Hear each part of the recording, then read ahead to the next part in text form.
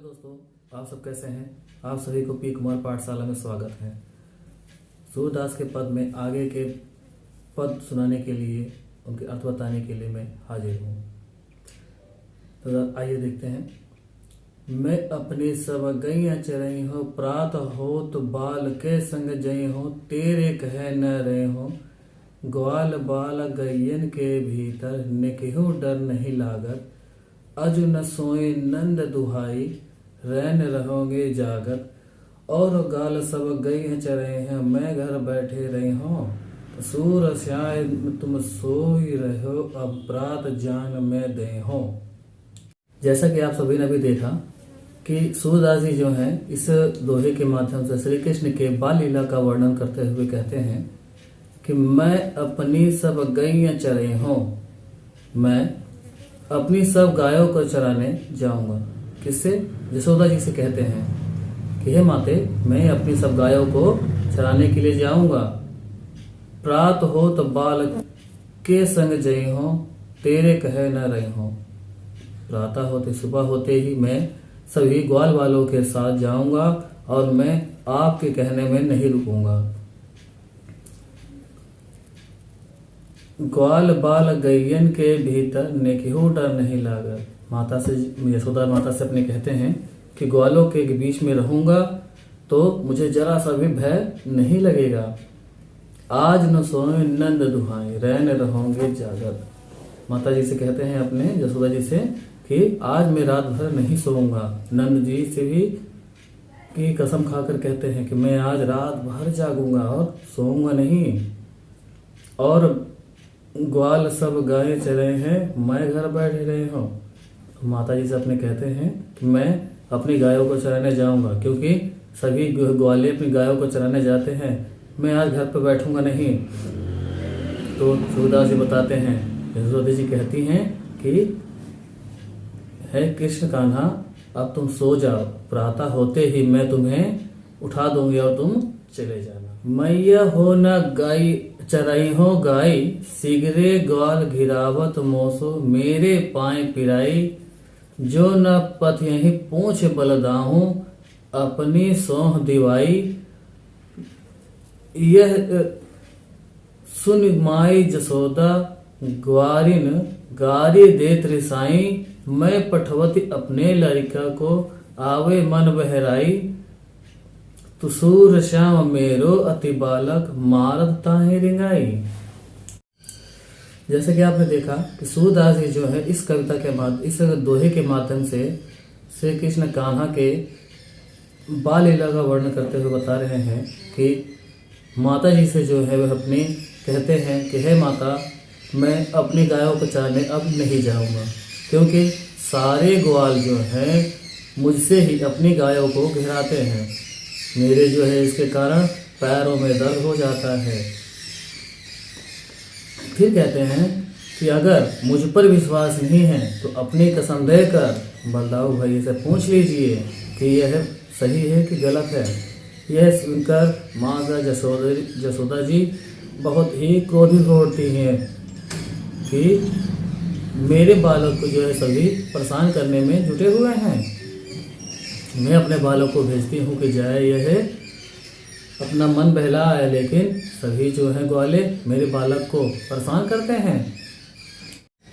फिर सूरदास जी कहते हैं यशोदा जी के माध्यम से कि यशोदा जी अपने बालक को लेकर बड़ा ही चिंतित रहती हैं, इसीलिए जो है कहती हैं कि मेरे बालक इतना कोमल शरीर वाला, उसको जो है सभी बालक मिलकर परेशान कर कर उसे तंग करते हैं। अगले पद्यांश में सूरदास जी कहते हैं कि श्री कृष्ण जो है बहुत ही नटखट हो गए हैं, अब गोपिकाओं को वह बहुत तंग करने लगे हैं। तो देखिए आगे, तो सखीर मुरली चोरी, जिनी गोपाल की हैं अपने बस, प्रीत सबन की तोरी, छिन एक घर भीतर निसिबास, धरत न कबहूं छोरी। कबहूं कर कबहूं अधरनी, कटि कबहूं कोसत जोरी, तो ना जाने कछु मेल मोहिनी, राखे अंग अंग भोरी। सूरदास प्रभु को मन सजनी, बांधियो राग की डोरी। सूरदास जी कहते हैं कि सभी गोपिकाएं जो हैं बहुत परेशान हो गए हैं श्री कृष्ण के रोज की क्रियाकलापों को देखते हुए। तो एक सभी सखियां जो है आपस में इकट्ठा होकर कहती हैं कि सखी, हमें श्री कृष्ण की मुरली को चुरा लेना चाहिए। क्यों? क्योंकि श्री कृष्ण जो हैं अब उस बांसुरी के ही बस में रह गए हैं और हम सब की जो है प्रेम उनको थोड़ी सी भी नहीं पड़ा है, मतलब हमारे प्रेम का उन्हें जरा भी चिंता नहीं है। हर समय श्री कृष्ण अपने साथ बांसुरी को लिए टहलते रहते हैं, कभी हाथों में पकड़ते हैं, कभी कमर में खोज लेते हैं। श्री कृष्ण के अंग अंग पर उस बांसुरी ने अपने कब्जा कर लिया है, बस में कर लिया है। फिर कहते हैं कि पता नहीं कौन सी उस मोहिनी बांसुरी ने उनके अंग पर जादू कर रखा है। एक क्षण के लिए भी अपने आप से उसे अलग नहीं करते हैं।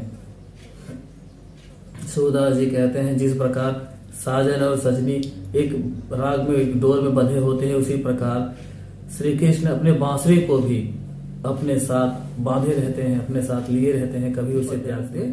श्री कृष्ण जो हैं वृंदावन छोड़कर वो मथुरा जा चुके हैं। मथुरा में जो है वह उद्धव के साथ रहते हैं और उद्धव से अपने बातों का व्याख्यान करते हैं।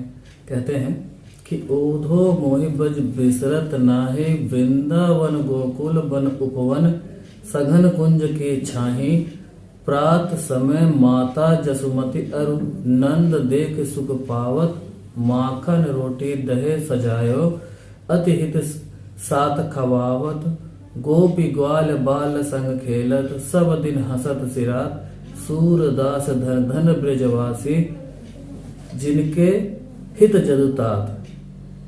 आइए देखते हैं इस पद्यांश का अर्थ। श्री कृष्ण जो है उद्धव से कहते हैं कि हे उद्धव, मुझे ब्रज की बड़ी याद आती है, मुझे वह सदैव विचलित करता रहता है। वहां मैं वृंदावन में, गोकुल के वन बाग बगीचों में, उस पेड़ों की घनी छाया में जब मैं घूमा करता था, वहां की छाया मुझे बहुत याद आ रही है। प्रातः काल जब माता यशोदा जी मुझे पिताजी नंद के साथ देखती थी और बहुत ही आनंद प्राप्त करती थी। माता यशोदा जी मुझे मक्खन रोटी को सजाकर बड़े ही प्रेम के साथ मुझे खिलाया करती थी।